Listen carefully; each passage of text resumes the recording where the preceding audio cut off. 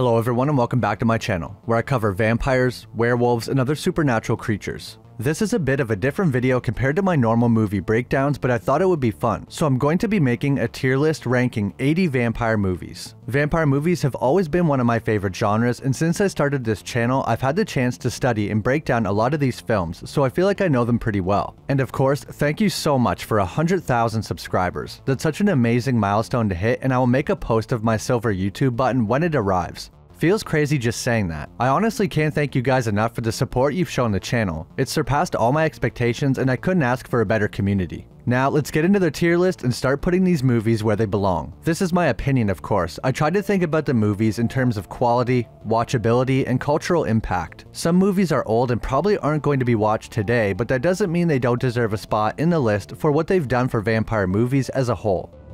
The Roman mystics prophesied the coming of a great evil. Before we get started, I have to do one thing. There we go. I'm only joking. I don't have anything against the Twilight movies, I just like to joke about it. Let's start with a franchise that's very close to the channel. If you've been a subscriber for a long time, you'll know this channel pretty much started on Underworld lore. There's 5 movies in total, and they range in quality. The first Underworld is arguably the best overall, so I'm gonna put that one in S tier for now. I might move it down to A tier once we get to some of the other movies, but this one pretty much has the best of everything. Victor, Celine, Michael, Lucian, great fight scenes, and an intriguing story that made you want to know more about the world. The second movie is Underworld Evolution. I would put this in B tier. Some of the best fight scenes in the series, and we get to meet the original vampire and werewolf. Rise of the Lycans. I don't know if I can even count this one, but I will put it in B tier as well because it's a lot of people's favorite in the franchise and for a good reason. It seemed odd at the time doing a prequel 3 movies in, but I like that it gives further backstory to the entire world and makes it feel more complete. It also provides a lot of context for the first film and enhances it in a way. The next film is Awakening. They went with a lot of CGI werewolves in this movie, and the plot didn't have much to do with anything that we had seen before, like elders or Celine's backstory. Also, Michael isn't in this movie, which is a shame. I've talked many times before about his character being killed off screen for pretty much no reason. I dived into why this might have happened in length in my Will There Be Another Underworld video. This movie isn't horrible, but it's easily the worst after the last movie. I'm gonna go C tier, but I feel like this movie is almost between C and D. I still enjoy it though. The last film I think is universally considered the worst, even though it has some redeeming qualities. Some cool sets like the Eastern and Northern Coven, and also has some interesting characters like Lena and the Elder Thomas, plus we finally get some more information on Amelia. That being said, this one is an easy D tier. Once again, they went with heavily CGI werewolves, which really doesn't make sense to me. And you've come to the right place. Interview with the Vampire. This one might be my easiest S tier. The vampire lore is interesting, but beyond that, this is a true film, a cinematic masterpiece that tells a great story. The screenplay for the movie was written by Anne Rice herself, who also wrote the book that the movie was based on. This is the kind of movie even people that don't like typical vampire movies could still watch. It's crazy to think one of the most iconic vampires of all time was portrayed by Tom Cruise. Queen of the Damned was the second installment of the Vampire Chronicles series. However, all the actors have been changed, so it's basically unrecognizable. This is Armand in the first film, and this is him in the second film. Granted, the actor in the second film actually looks closer to the description of the original book character, but it was a bit confusing. This movie was not written by Anne Rice, so it took a lot of creative liberties and changed the story in ways people didn't like, such as Lestat's origin story. The film still has a cult following, and I find it enjoyable to watch, but it's a completely different kind of film compared to Interview with the Vampire. I would put Queen of the Damned in C tier, even if just for the soundtrack. Abraham Lincoln, Vampire Hunter. Some people asked me to do a video on this movie and I thought they were joking. I really had no idea what to expect when I started watching it. To my surprise, it was actually pretty decent. Had good comedy and some interesting vampire lore I'd never seen done before. The story was pretty well thought out, but best of all, the characters were actually likable. I think this movie also belongs in C tier. Next we have a fan favorite, Dracula Untold. This is a lot of people's favorite Dracula movie. It's won multiple polls I've put up asking people which is their favorite Dracula movie. It's definitely in my top 3. It's a retelling of the Dracula story but with just the right twists and a great cast. Charles Dance is back again to play another vampire. This time the Vampire Master. and Luke Evans made a believable Vlad. Universal knocked this one out of the park, so I'm gonna put it in S tier. If you don't agree, I totally understand, but I think it's possibly the best Dracula movie and it will eventually be a classic. Came from up there. Broken Tooth Mountain. Vampires from 1998, starring James Woods. This is a movie I haven't had the chance to cover, but I have seen it multiple times. Its gritty feeling reminds me of The Lost Boys and Near Dark, and I also like the vampire lore. I will put this one in C tier, mid to low C tier. Cirque du Freak, the vampire's assistant. Adapted from the book series, The Saga of Darren Shan. This movie had a lot of potential, but they didn't use it to its advantage. I think they focused a little too much on setting up a sequel rather than making this movie as good as it could have been. The books are fantastic. The movie fell a bit short, but it's still very unique and worth a watch if you haven't seen it. I'm gonna put this in D tier for now. I don't know, that's tough, but I don't know if it's as good as these other movies in C tier. Another movie I've had a few requests for but haven't had the chance to cover. What We Do in the Shadows. Let me know if you want to see a video about this movie. This one is unique because it's filmed in the style of a documentary, or mockumentary. It's a comedy horror that follows several vampires that live together and their relationships with their friends. For the extremely well done and unique take on the vampire genre, I think this movie deserves the S tier. It also inspired a critically acclaimed and widely praised TV series named the same thing.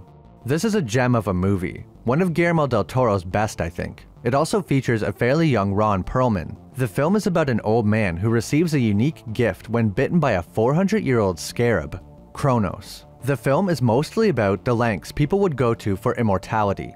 I think Kronos should go in the A tier.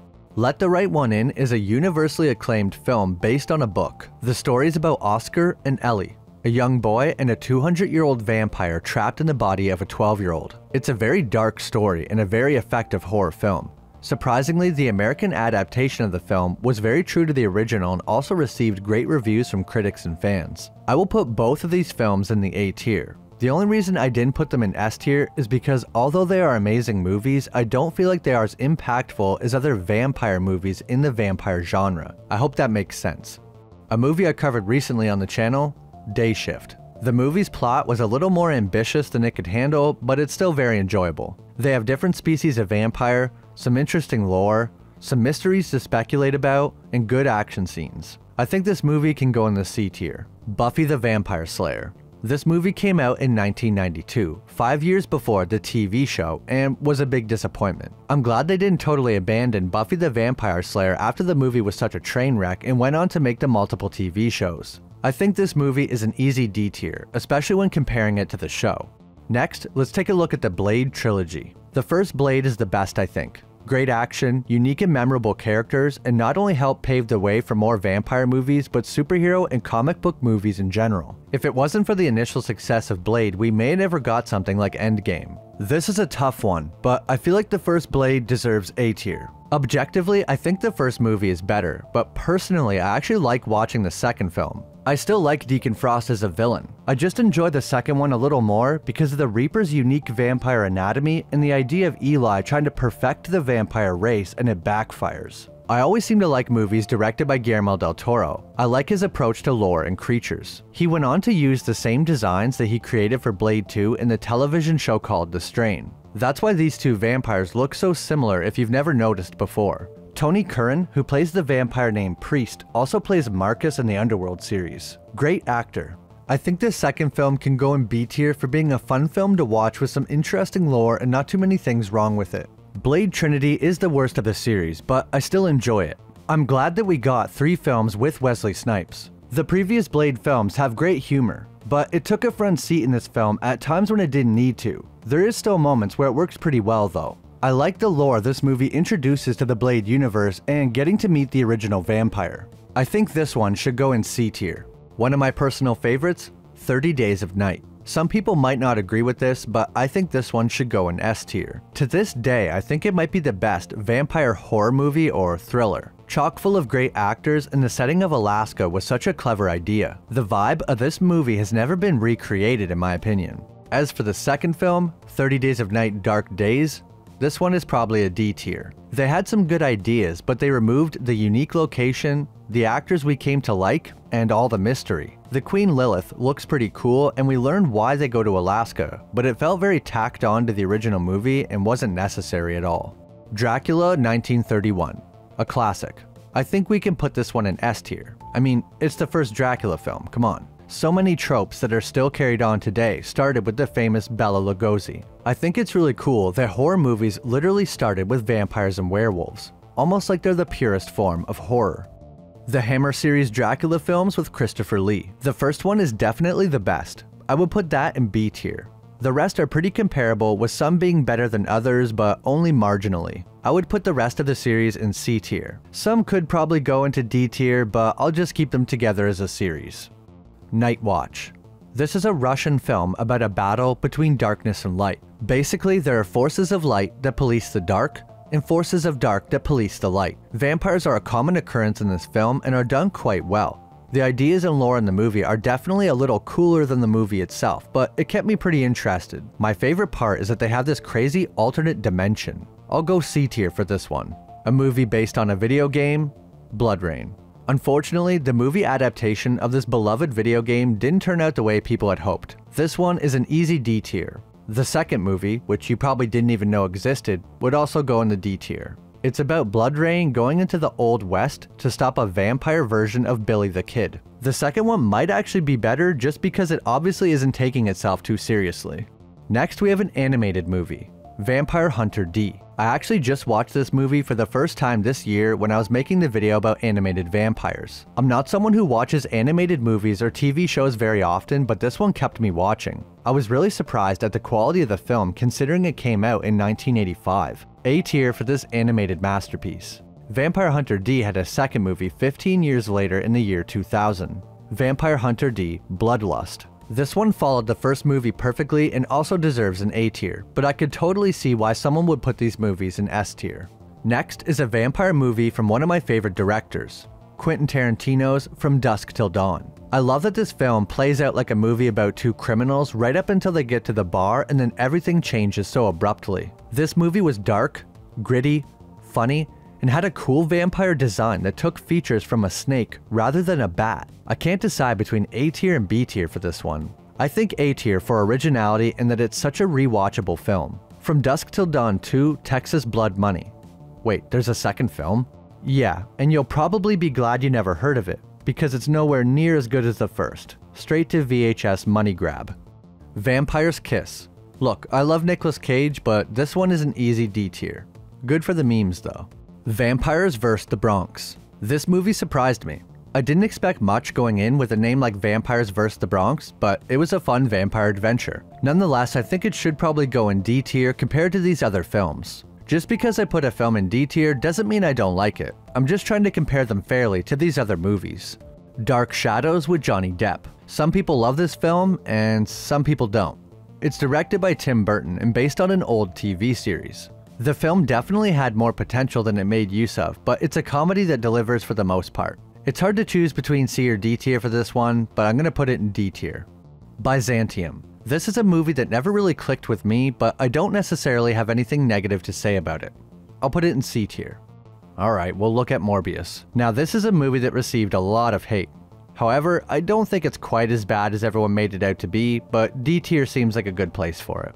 The Netflix original, Blood Red Sky. I think this is easily the best vampire-related Netflix original movie. I would say Midnight Mass is probably their best vampire TV show. Blood Red Sky was about a mother who had some strange medical condition, and we eventually find out that it's vampirism. The best part is that the curse finally takes over while on a plane, and it's an exciting, anxiety-ridden adventure. I almost want to put this in S tier because it's one of the best vampire movies I've seen in the past few years. I might change my mind, but I'm gonna put it in S tier for now.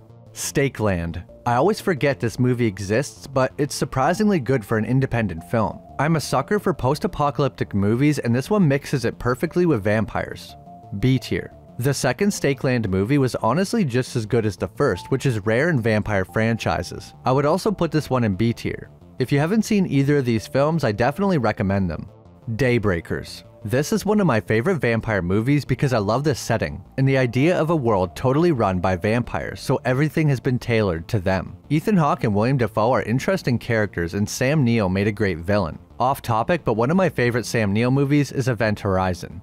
Then probably Jurassic Park. Overall, I think this movie is a case of the vampires and the world being more interesting than the plot. but I like the subsiders and the idea of trying to cure everyone to bring back humanity. The ending just felt a bit lackluster. This is really tough to pick between A tier or B tier.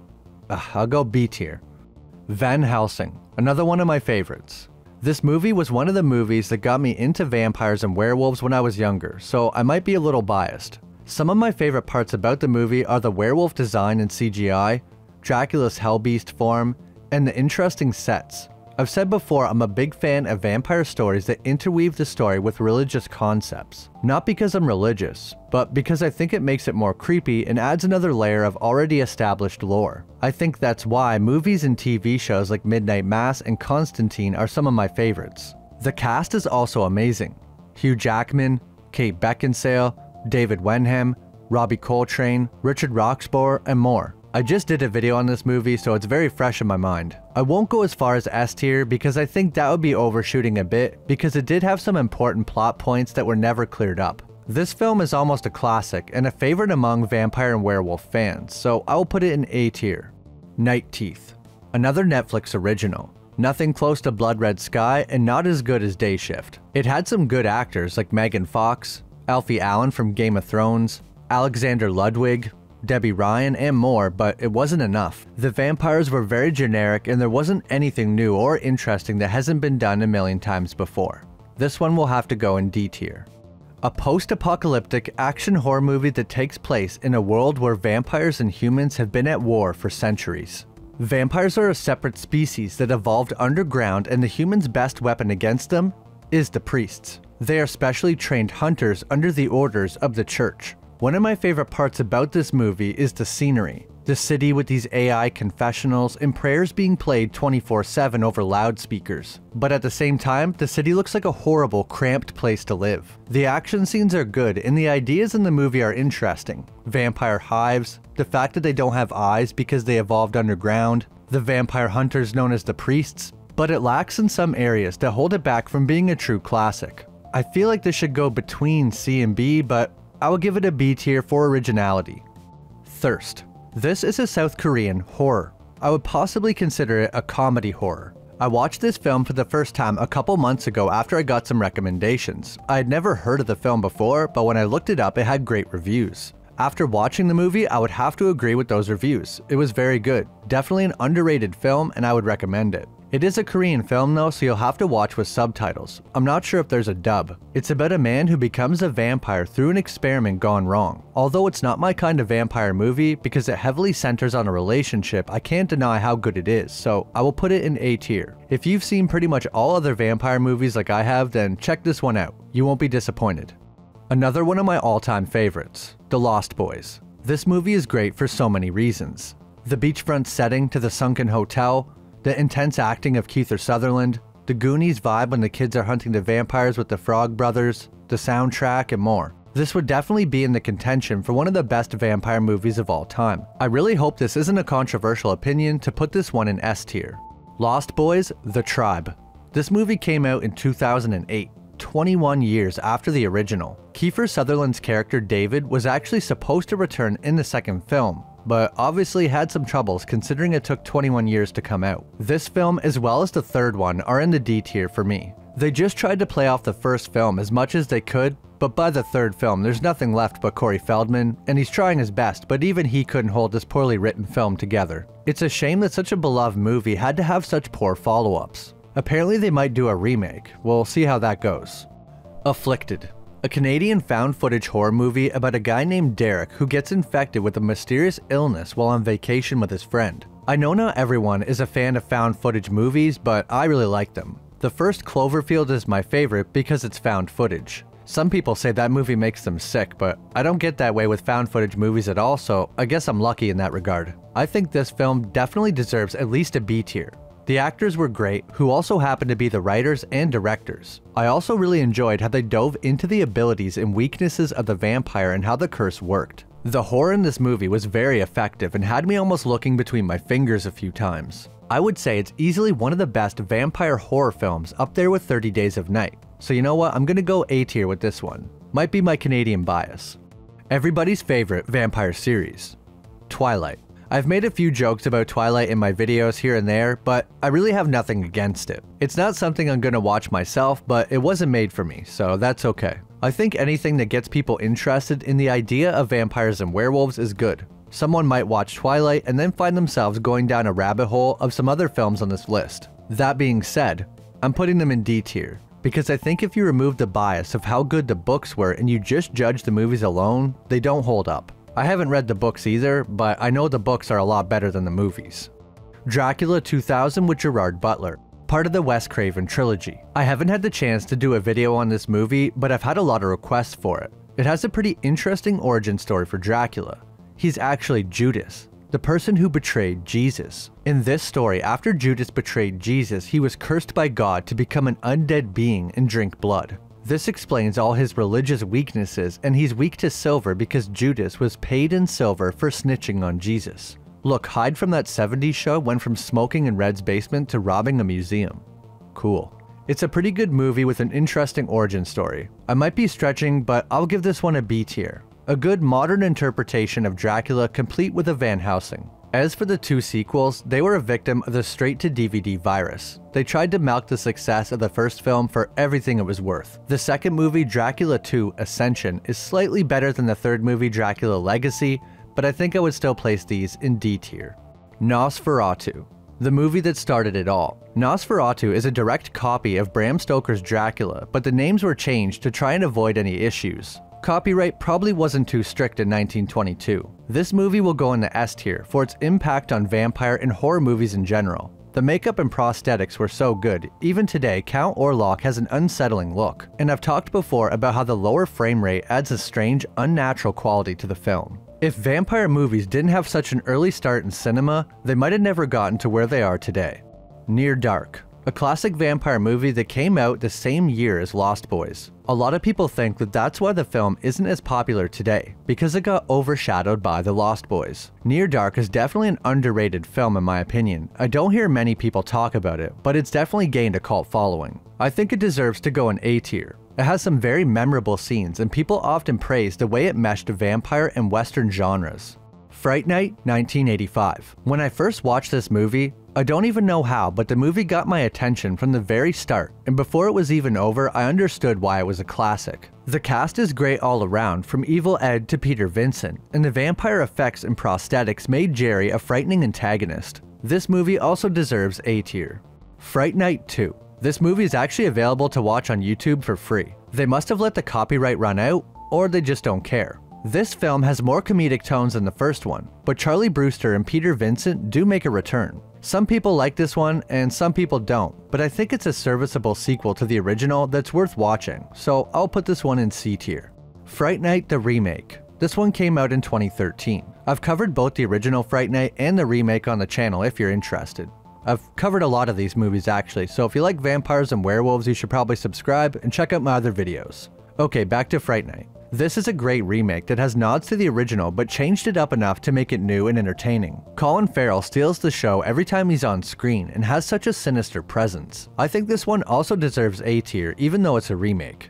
And now the second Fright Night 2. Yes, they made another part 2. This movie has some interesting parts where you almost think it's going to be good, but then it does something weird to bring it down. You can see the potential in the movie while watching, but they squandered it. Unfortunately, this one will have to go in D tier as the worst of all the Fright Nights. Vampires Suck. This is a parody movie that makes fun of vampire tropes, but it's mostly centered on Twilight. Easy D tier for me, come on. Vampire Academy. Not really a huge fan of this movie, but I think it was made more for girls. Just a hunch. Dracula 3000. This is a take on the Dracula story, but in space, complete with a spaceship called the Demeter and Coolio. I am a vampire. This one is just strange and kinda hard to watch, but also so weird that you almost keep watching. Hotel Transylvania. This is a movie for kids, obviously, but I like that it introduces all these iconic characters to a new generation of kids. I'm also a big fan of Adam Sandler. I'll put this one in B tier. Blackula. This film had a great premise behind it, rife with ideas, but it ultimately fell a little short of delivering the classic that it could have been. Regardless, it still has some genuinely good horror scenes, and William Marshall is a great actor and keeps the movie alive. C tier for this one. Boys from County Hell. A group of construction workers must survive after accidentally awakening an ancient Irish vampire. The locals say Bram Stoker once stayed in the town and was inspired by their legend of the Abertac to write Dracula. Abertac is the Irish name for vampire, or their version of it anyway. It's a fun comedy horror adventure with the Irish vampire being an interesting spin. It's affected a bit by its low budget, but I think it should go in B tier. Salem's Lot. No denying, this is one of the best vampire movies of all time, and I can't believe I haven't covered it yet, but I definitely will. For a movie made in 1979 with a budget of $4 million, it still looks great today, and the vampires have a unique design. They remind me of Nosferatu. This movie deserves A tier. The Breed. Nazi vampires and some subpar acting. There was moments of this movie where I really tried to give it the benefit of the doubt because it had some good ideas, but the acting and some of the scenes were so weird and confusing. It's a strange movie to say the least. I think this one will go in D tier. The Invitation from 2022. I did not really like this one. Horror was not as good as a lot of the films we've talked about, and the story is just boring with no real payoffs. D tier. Red Snow. A Christmas vampire movie. The main character just so happens to write vampire novels and is attacked by some real vampires. Pretty entertaining movie. One of the only vampire Christmas movies I know about. C tier for this one. It almost crosses into B tier for its good horror, comedy, and above average acting for an indie film. If you haven't seen this one, definitely give it a watch. Bram Stoker's Dracula. Possibly the best rendition of the Dracula story ever told, although Dracula Untold would be up there as well. Gary Oldman's portrayal of Dracula is almost as iconic as Bela Lugosi. Something I like about this version of the Dracula story is the way Dracula declares a holy war on God and stabs the statue and it starts to bleed. It sets up a good way for him to have all these religious weaknesses. This one deserves A tier. I feel like if you were introducing someone into the world of vampire movies, this would be among the top 20 movies you would show someone. It has its drawbacks, but overall, the world it creates is easy to appreciate. Time can be altered for a single purpose.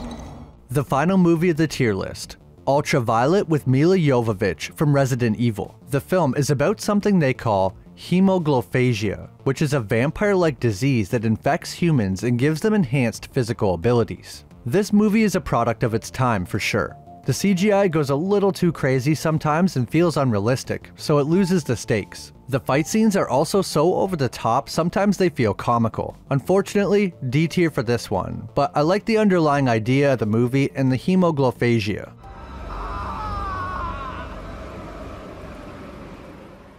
That's my vampire movie tier list. If you think I made any mistakes, let me know. Maybe you'll change my mind. Or maybe I really did forget something or not consider something I should have. I have nothing against any of these movies, even if I put them in a low tier. A few of the movies in C tier are some of my favorite, but I like to judge movies objectively the best I can. I was a little nervous about making this video because it's so different than my usual content, but it was fun, so I hope you enjoyed. If you did, leave a like and subscribe for new videos every week. Let me know if there's any other movies or TV shows you'd like me to cover on the channel. I noticed I've been getting a lot of requests for Teen Wolf, so if you like that idea, let me know. Also, I uploaded this template with all the images on Tiermaker, so you can go make your own vampire movie tier list if you want. Just search vampire movies. If you do decide to make one, tag me in it so I can see. And again, thank you guys so much for 100,000 subscribers. I never thought a channel that I named Cogan Lollins would be here. Thank you to everyone that watches my videos, subscribes, likes, and comments. I love movies, and making these videos for you guys as a job is honestly a dream come true. I plan on continuing to grow,